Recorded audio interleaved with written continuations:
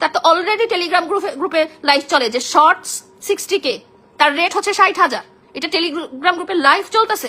এটা কি খালি আমি একা দেখছি? হাজার হাজার মানুষ দেখতেছে যে তার রেট হচ্ছে 60,000 পার 2 ঘন্টা। তো সেরকম মেয়ে চলকে ভয় পাওয়ার তো কিছু নাই। হাত পা দেখাবি, সামনে পিছে দেখাবি, চেহারা দেখাবি না কেন? তার চেহারা তোকে বলতে চাই মামুন, তুই প্রতিবার কেন তুই 100বার সুইসাইড অ্যাটেম্প কর। হ্যাঁ, সেটা আমার কিছু যায় আসে না। কেন জানিস?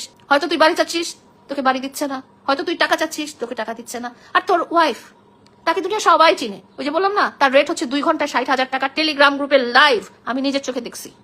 কষ্ট দিছিস তুই আমাকে, ছুড়ে ফেলে বিপদে সবাই ছুড়ে ফেলে দিয়ে চলে গেছিস। সেগুলোর জন্য সরি ওই BBC CNN কে বলে তারপরে আবার গালি দিলাম যে তুই করছিস সেগুলো আমার সাথে। তুই স্বীকার কর, তুই অনুতপ্ত হ। আল্লাহ তাআলাই মাফ করে দেয়, আর আমি তো কেন মাফ করবো না?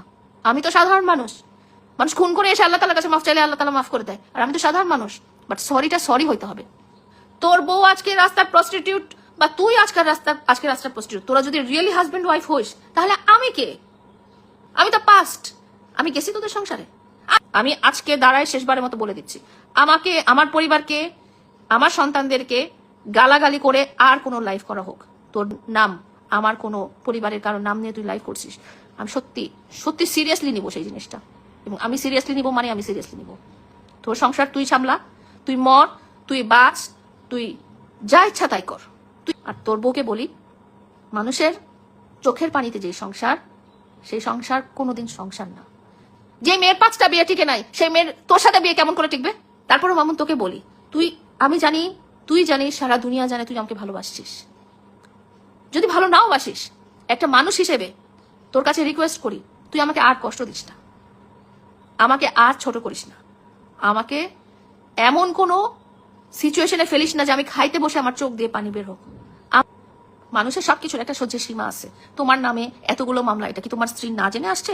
কেন তোমাকে যখন নিয়ে যায় ভাটরা থানায়, তখন তো তোমার স্ত্রী বোরখা পরে ওখানে দাঁড়িয়েছিল। তুমি যখন কোর্টে যাও, মুখটা ঢেকে উনি তো উবার করে তোমার কাছে চলে গিয়েছিল। যাই জানে তুমি প্রতারক, তোমার মা প্রতারক। তাহলে ওনারা কি মঙ্গল গ্রহ থেকে আসছে যে ওনারা জানে না? ওনারা জেনে শুনে যদি তোমার মতো ছেলের সাথে বিয়ে দিতে পারে তাদের মেয়েকে, এই মহিলা এত কুটনি, এই মামুনের এই বোন এত কুটনি, কোনো সংসার শান্তিতে টিকার মতো না। ও বাবা, আল্লাহ ভাগ্যিস ওর কথা বলা বন্ধ করে দিয়েছে। কথা বললে তো দুনিয়া কিনে ফেলতো। দুনিয়া প্রথম ছিল তখন দেখছি 200 টাকাও নিত, নিয়া মেয়েদেরকে নিয়া মামুনের বেডরুমে। আমি কাউসি, এই যে ইরিন, এই যে আরো কত কি, হ্যাঁ আনিসা, হ্যাঁ এই সব মেয়েদেরকে কে ঢুকাতো বেডরুমের ভিতরে? পারছে বোন কথা বলতে পারে না, একটা বিয়ে করছে, আরেকটা লিভ টুগেদার করতে পারে, বয়ফ্রেন্ড নিয়ে সারা দুনিয়া ঘুরে বেড়াতে পারে, ইন্ডিয়াতেও নাকি বেড়াতে যাবে। হ্যাঁ, তো কোটি কোটি টাকা দামের গ্রামের একটা বাড়ি বানাইছিস, ওই গ্রামের বাড়িতে তোর মা বা বোন থাকে না কেন? এখন 5 লাখ টাকা দিয়ে তুই যে একটা গেমিং